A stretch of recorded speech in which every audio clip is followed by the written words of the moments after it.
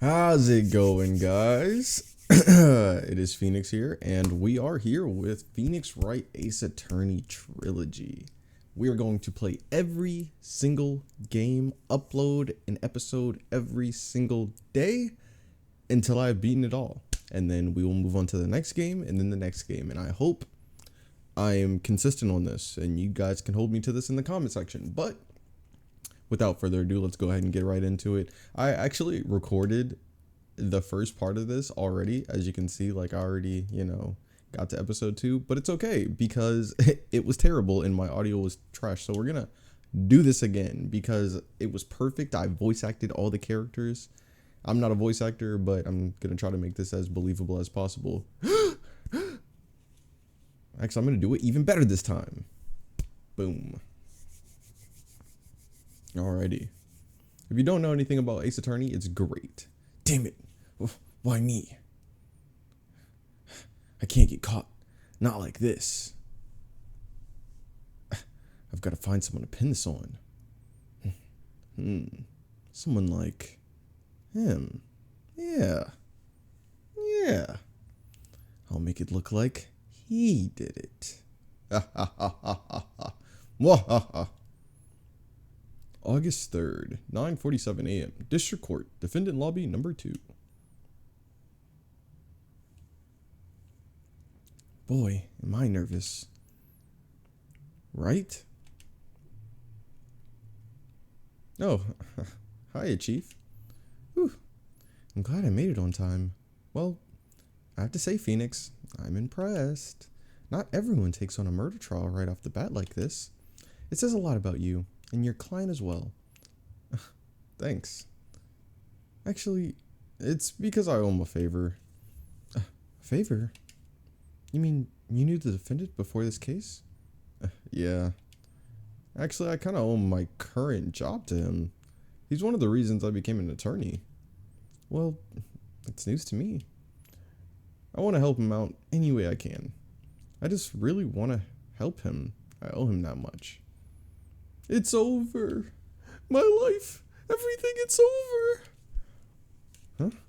Is that your client screaming over there? Yeah, it's him. Death, despair, oh. I'm gonna do it. I'm gonna die. It sounds like he wants to die. Yeah. Nick. Hey there, Larry. Dude, I'm so guilty. Tell them I'm guilty. Give me the death sentence. I ain't afraid to die. What's wrong, Larry? Oh, it's all over. I'm finished. I can't live in a world without her. I can't. Who took her away from me, Nick? Oh, Nick, you gotta tell me who took my baby away. The person responsible for your girlfriend's death. The newspapers say it was you. My name's Phoenix Wright. Here's the story. My first case is a fairly simple one. Murder. A young woman was killed in her apartment. The guy they arrested was the unlucky sap dating her. Larry Butts. My best friend since grade school. Our school had a saying, when something smells, it's usually the Butts. In the 23 years I've known him, it's usually been true. He has a knack for getting himself in trouble. One thing I can say though, it's usually not his fault. He just has terrible luck. But I know better than anyone that he's a good guy at heart. That I owe him one, which is why I took the case, to clear his name. That's just what I'm going to do. Man, I'm terrible at this. It's okay, guys. Bear with me. August 3rd, 10 a.m., District Court, Courtroom number 2. I'm going to also try to speed through this because the last recording was 40 hours. Court is now in session for the trial of Mr. Larry Butts. The prosecution is ready, Your Honor. The defense is ready, Your Honor. Mr. Wright, this is your first trial, is it not? Yes, Your Honor. I'm a little nervous. Your conduct during this Your conduct during this trial will decide the fate of your client. Murder is a serious charge. For your client's sake, I hope you can control your nerves. Thank you, Your Honor. Mr. Wright, given the circumstances, I think we should have a test to ascertain your readiness. Yes, Your Honor. Handshaking, eyesight fading. The test will consist of a few simple questions. Answer them clearly and concise. Please state the name of the defendant in this case. That'd be Larry Butts. The defendant? Well, that's Larry Butts, Your Honor. Correct. Just keep your wits about you and you'll do fine. Next question. This is a murder trial. Tell me the victim's name. I know this one. I'm glad I read the case report cover to cover so many times. Wait. Uh-oh. No, wait. I forgot. I'm drawing a total blank here. Phoenix, are you absolutely sure you're up to this? You don't even know the victim's name? Oh, the victim. Of course I know the name. I just forgot. Temporarily. I think I feel a migraine coming on. Look, the victim's name is listed in the court record. Just press the tab to check it at any time, okay? Remember to check it often. Do it for me, please. I'm begging you. Mr. Wright, who's the victim in this case? Cindy Stone. The victim's name is Cindy Stone. Oh, crap. Correct. Now tell me, what was the cause of death? She died because she was hit with a blunt object. She was struck once by a blunt object. Correct again. You've answered all of my questions. I see no reason why we shouldn't proceed. You seem much more relaxed, Mr. Wright. Good for you. Thank you, Your Honor. Because I don't feel so relaxed, that's for sure. Well then, first, a question for the prosecution. Mr. Payne? Yes, Your Honor. As Mr. Wright has just told us, the victim was struck with a blunt object. Would you explain to the court just what that object was? The murder weapon was a statue, the thinker. It was found lying on the floor next to the victim. I see. The court accepts it into the evidence. The statue in the shape of the thinker. It's rather heavy. Right. Be sure to pay attention to any evidence added during the trial. That evidence is the only ammunition you have in court. Use tab to check the court record frequently. Mr. Payne, the prosecution may call its first witness. The prosecution calls the defendant, Mr. Butts, to the stand. Chief, what do I do now? Pay attention. You don't want to miss any information that might help your case, your client's case. You'll get your chance to respond to the prosecution later, so be ready. Just hope he doesn't say anything unfortunate. Uh-oh. Larry gets excited easily. This could be bad.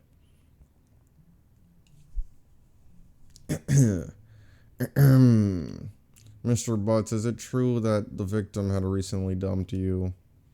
Hey, watch it, buddy. We were great together. We were Romeo and Juliet, Cleopatra and Mark Antony. Didn't they all die?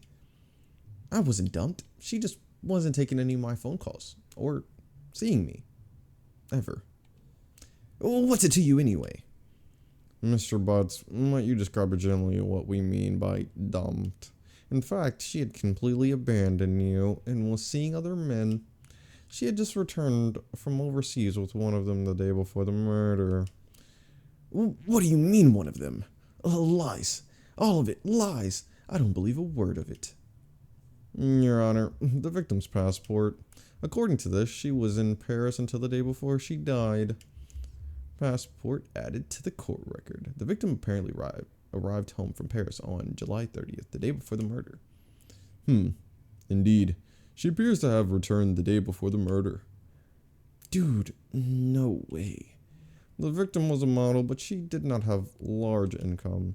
It appears she had several sugar daddies. Daddies? Sugar?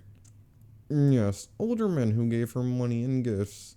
She took their money and used it to support her lifestyle. Dude, we can clearly see what kind of woman this Miss Stone was. Tell me, Mr. Butts, what do you think of her now? Right. I don't think you want him to answer that question. Yeah, Larry has a way of running his mouth in all the wrong directions. Should I... stop him from answering. My client has no idea had no idea the victim was seeing other men. That question is irrelevant to this case. Dude, Nick, what do you mean irrelevant?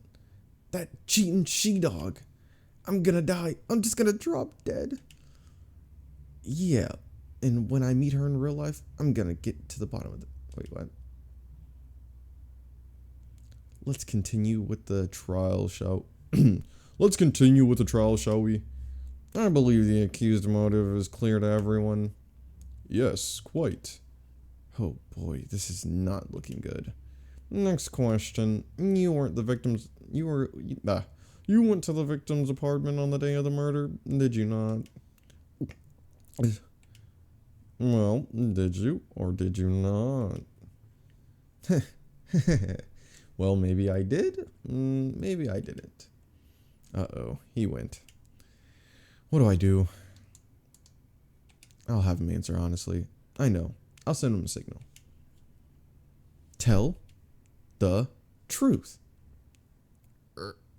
Yeah, I was there. I went. Order. Well, Mr. Butts? Dude, chill. She wasn't home, man. So, I didn't see her. Objection! Your Honor, the defendant is lying. Lying? The prosecution would like to call a witness to prove Mr. Butts is lying. Well, that simplifies the matter. Who's your witness? The man who found the victim's body just before making the gruesome discovery. He saw the defendant fleeing the scene of the crime. Murmur. Order in the court. Mr. Payne, the prosecution may call its witness. Yes, Your Honor. This is bad. On the day of the murder, my witness was selling newspapers at the victim's building. Bring me Mr. Frank Sawit to the stand. Okay, I got this time. I got this. Mr. Sawit, you sell newspaper subscription. Is this correct? Oh, crap. I already messed it up. Oh, yes. Wait. Oh,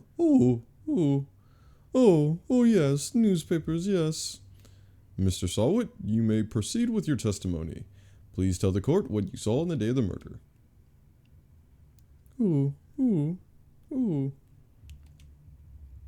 I was going door to door selling selling subscriptions when I saw a man fleeing the apartment. I thought he must be in a hurry because he left the door half open behind him. Thinking it strange, I looked inside the apartment. Then I saw her lying there, a woman, not moving, dead. I quelled and frightened, found myself unable to go inside. I thought to call the police immediately. However, the phone in her apartment wasn't working. I went to a nearby park and found a public phone. I remember the time exactly. It was 1 p.m. The man who ran was, without a doubt, the defendant standing right over there.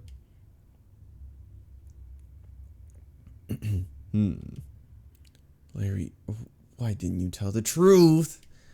I can't defend you against a testimony like that. Incidentally, why wasn't the phone in the victim's apartment working?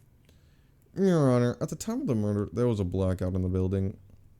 Aren't phones supposed to work during a blackout? Yes, Your Honor. However, some cordless phones do not function normally.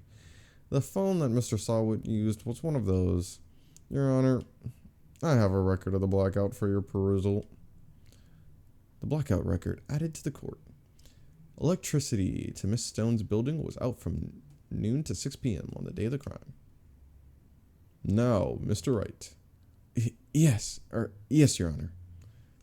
You may begin your cross-examination. Cross-examination, Your Honor? All right, this is it, the real deal.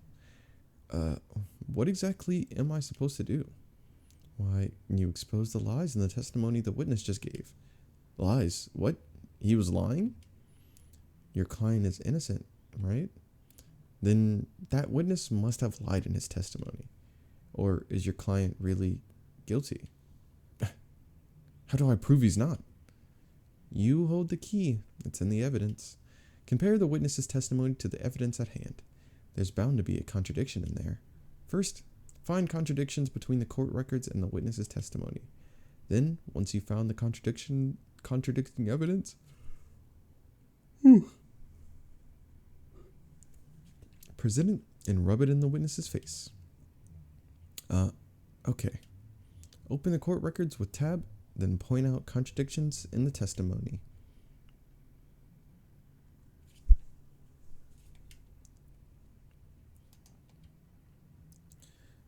And I'm not going to reread these just due to the fact that I already, I read them. So, when I read something, I'm only going to read it once.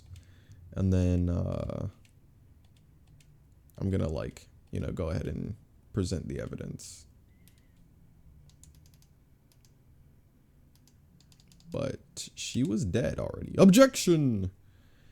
You found the body at 1 p.m. You sure? Yes, it was 1 p.m. for certain. Frankly, I find that hard to believe. Your statement directly contradicts the autopsy report. The autopsy notes the time of death at sometime after 4 p.m. There was no body to find at 1 p.m. How do you explain this 3-hour gap?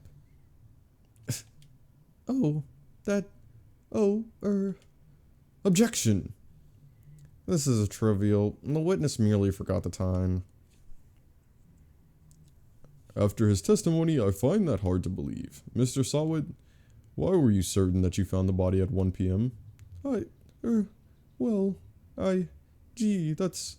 a really good question. Good job, Wright. Way to put him on the spot. That's all you have to do. Point out contradictions. Lies always beget more lies. See through one, and their whole story falls apart. Mia the goat. Oh, wait, I remember now. Would you care to give your testimony again?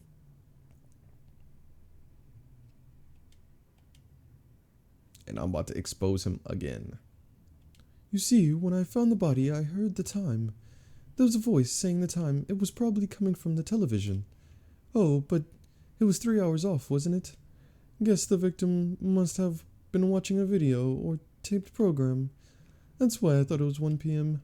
Terribly sorry about the misunderstanding. I see. You heard a voice saying the time on a taped program. Mr. Wright, you may cross-examine the witness. Right. You know what to do. You've got this one. I've got this one. Ugh. Trying to read these quickly and also making sure I'm in character. Yeah, I'm about to expose this dude. Impossible. Impossible. Hold it right there. The prosecution has said there was a blackout at the time of the discovery, and this record proves it. You couldn't have heard a television or a video. The defense has a point. Do you have an explanation for this, Mr. Sawit? No, I find it quite puzzling myself. Quite. Wait, I remember now. Mr. Sawit, the court would prefer to hear an accurate testimony from the very beginning. The constant contradictions are harming your credibility. That, and you seem rather distraught. My apologies, Your Honor. It must have been a shock of finding the body. Very well. Mr. Sawit, let's hear your testimony once more, please. Bro is cooked. Actually, I didn't hear the time. I saw it. There was a table clock in the apartment, wasn't there? Yeah, the murder weapon. The killer used it to hit the victim. That must have been what I saw. You saw a clock? I guess that would explain it. The defense may cross-examine the witness. Gladly. I'm on your head.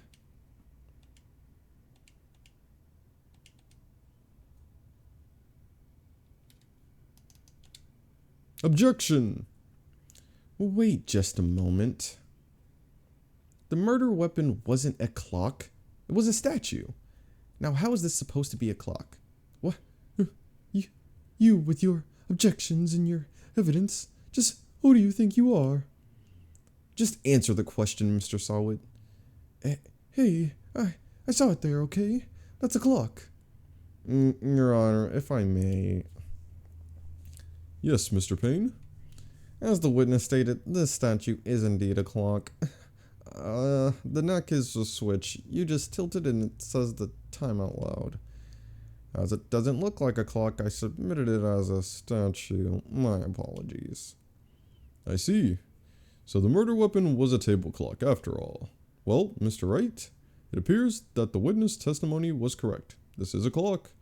Do you have any problems with this testimony now? Yes, I do. Your Honor, there is a gaping hole in the witness's testimony.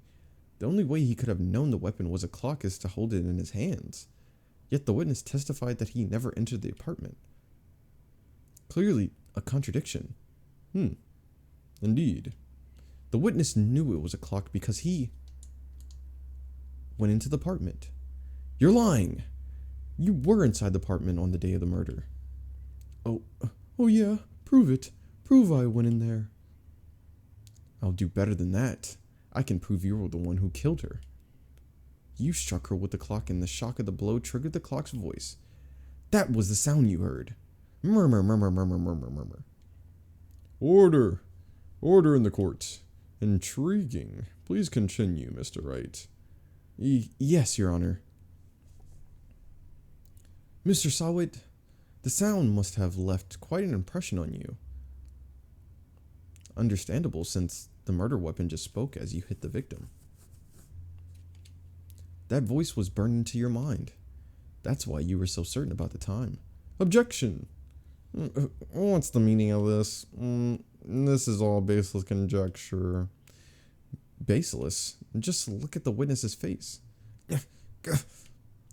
Would the witness care to elaborate? Did you strike the victim with the clock? I never. Look at the clock.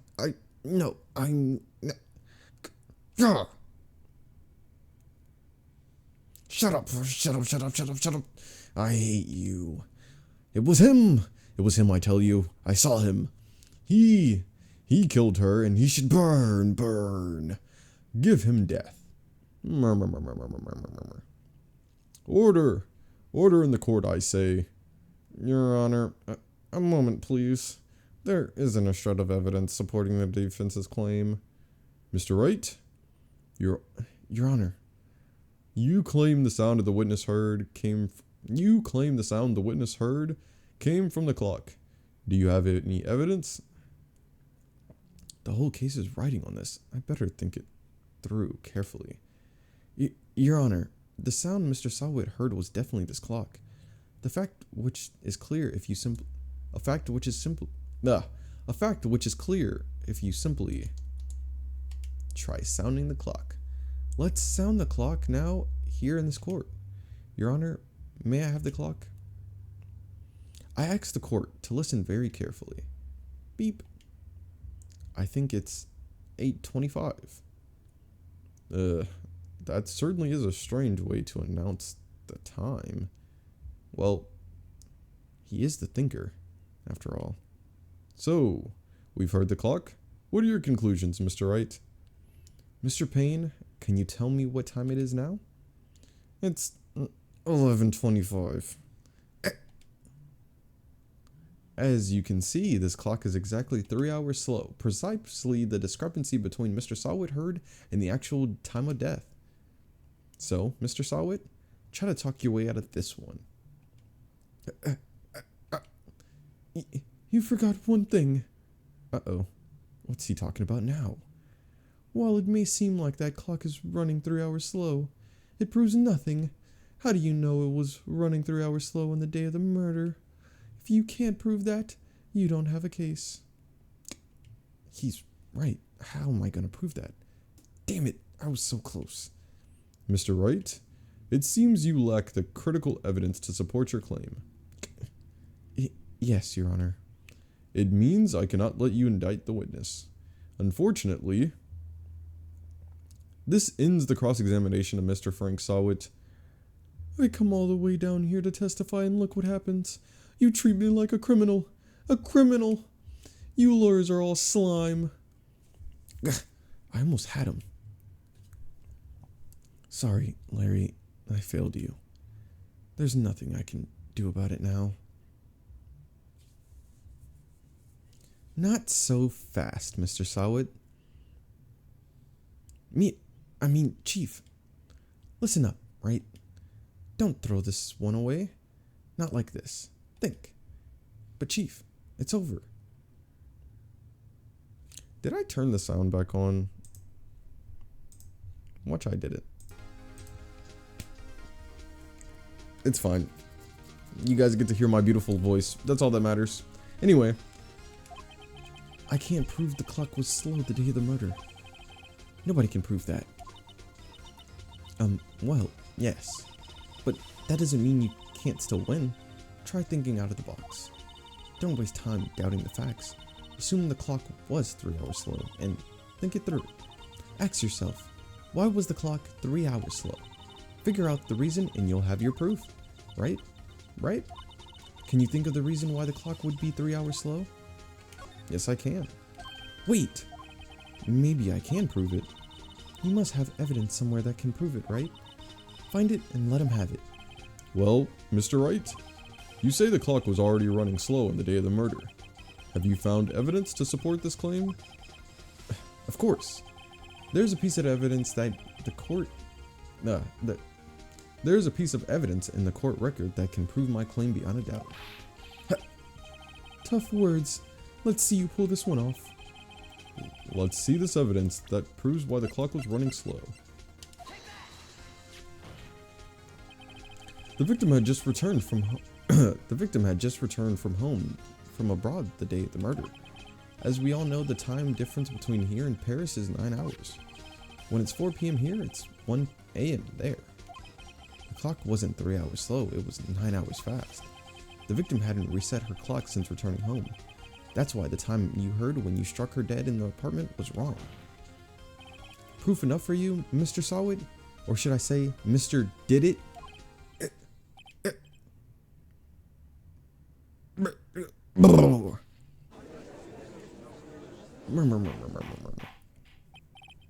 Order.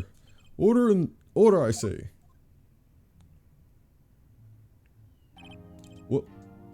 Well, this case has certainly taken a This case certainly turned out differently than we all expected. Mr. Payne, your witness? He was arrested and has been taken away, Your Honor. Very well. Mr. Wright? Yes, Your Honor. I have to say, I'm impressed. I don't think I've ever seen someone complete a defense so quickly and find the true culprit at the same time. Thank you, Your Honor. At this point, this is only a formality, but this court finds the defendant, Mr. Larry Butts, not guilty. Woo! And with that, this court is adjourned. It turns out that Frank Sawit was a common burglar. He posed as a newspaper salesman to check and see when people were out of the house. That day, when Larry went to her apartment, the victim wasn't home. After he left, Mr. Sawit let him in to do his dirty work. While he was searching her place, the victim returned. Flustered, Mr. Sawit grabbed the nearest blunt object he could find.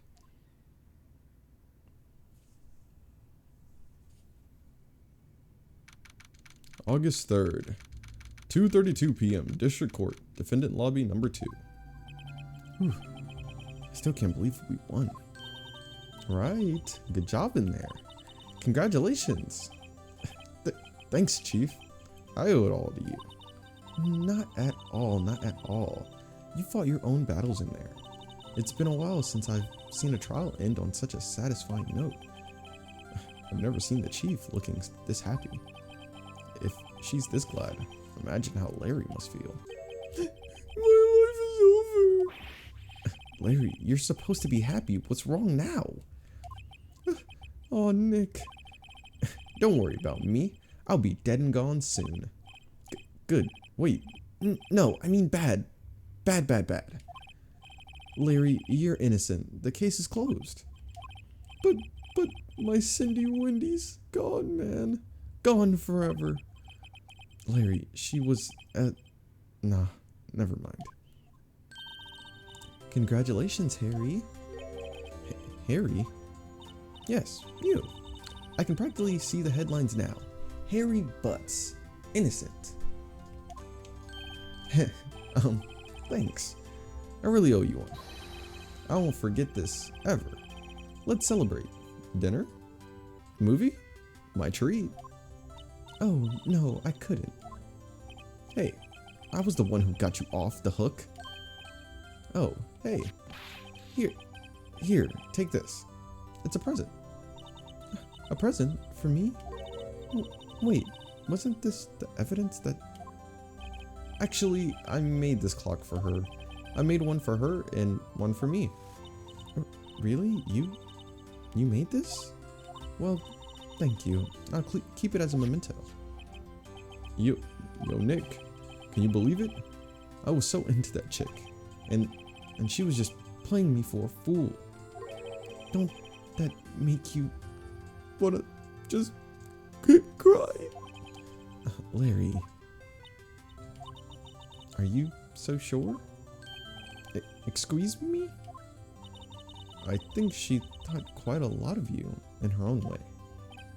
Nah, you don't gotta sympathize with me. It's okay. Oh, I'm not just sympathizing, really. Isn't that right? Don't we have something to show your friend? Something that proves how she felt about him? Huh? Yeah, right. What the heck is she talking about?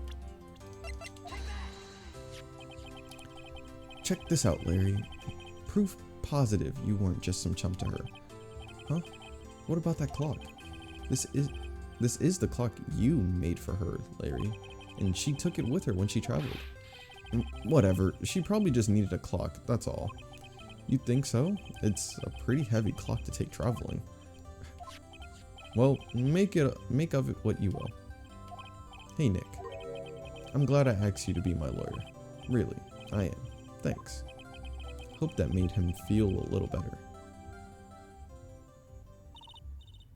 Right. I hope you see the importance of evidence now. Also, hopefully you realize things change depending on how you look at them. People, too. We never really know if our clients are guilty or innocent. All we can do is believe in them, and in order to believe in them, you have to believe in yourself. Right? Listen, learn, grow strong. Never let go of what you believe in. Never. Well, I think our work here is done. Shall we be off? Yeah, I guess so. Say, how about dinner? On me? We'll drink a toast to innocent butts. Yeah. Oh, speaking of Harry, you were saying part of why you became a lawyer was because of him. Yeah, part, at least. You'll have to tell me more about it sometime, maybe over drinks. And so, my first trial came to a close. Larry slapped me on the back and said, "Gee, Nick, it's good to have friends." But I'm pretty sure he's not gonna pay us. Unless you count the clock he gave Mia. I didn't know it then. But that clock was soon gonna be at the center of another incident. And my promise to tell the chief about me and Larry would be one promise that I wouldn't be able to keep. The end. For the second time, because this is the second time I'm recording this, and I still somehow messed this up, but it's okay. It's okay. We got through it, and at least I got most of it voice acted, and, you know, hopefully it was all enjoyable for you guys if you made it to this point, and you'd like to see more. I'm going to be posting these daily. I'm going to try to, you know, get through the rest of the game, and I'm going to post them daily. But if you liked it, hit a like. Maybe even hit that subscribe button. I'd love to see you all. You know, leave a comment down below. If there's a game you'd like to see me play through, I have some games lined up already that I'm going to be playing through, but this is only the beginning. And I hope you guys stick with me. You guys may enjoy me, and welcome to the Phoenix Squadron, Phoenix Force. I'm still working on the name. Organization 13. We'll work on something. Either way, if you made it this far, I'll see you guys in the next one. Peace out.